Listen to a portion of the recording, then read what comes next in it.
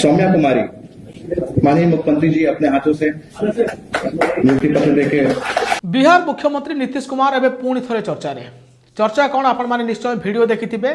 आ ये हूँ से वीडियो जो नीतीश कुमार आयुष डाक्तर मानक नियुक्ति पत्र बंटन करुँचे नुसरत परवीन नामक जड़े डाक्तर को नियुक्ति पत्र देवा समय मुहर हिजाब को हटई दौरान टाणी दौरान ये दृश्य आप देखुं स्क्रीन रे आउे नीतीश कुमार को सबुआड़े समालोचना करा जड़े महिला धर्म भावना को आघात देवा एवं कहार भी हिजाब टाणिबा ठीक नुहे बोली अनेक मत देउछंती एवं केतक नीतीश कुमार सपक्ष मत देउछंती ए संपर्क में आपन मतामत कौन तो आमको जनइबे किंतु तापर जितेबाला ये घटना सामना को आसिला चर्चा है जे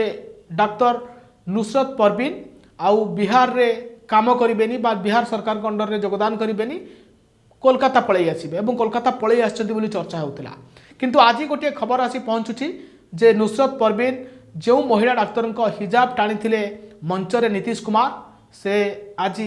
बिहार सरकार आयुष डाक्तर भाव में योगदान करेंगे सेपटे घटना झारखंड सरकार एंट्री होती झारखंड सरकार पक्षर महिला डाक्तर को 3 लाख टंकार ऑफर दि जाइथिबा कथा सामना को आसी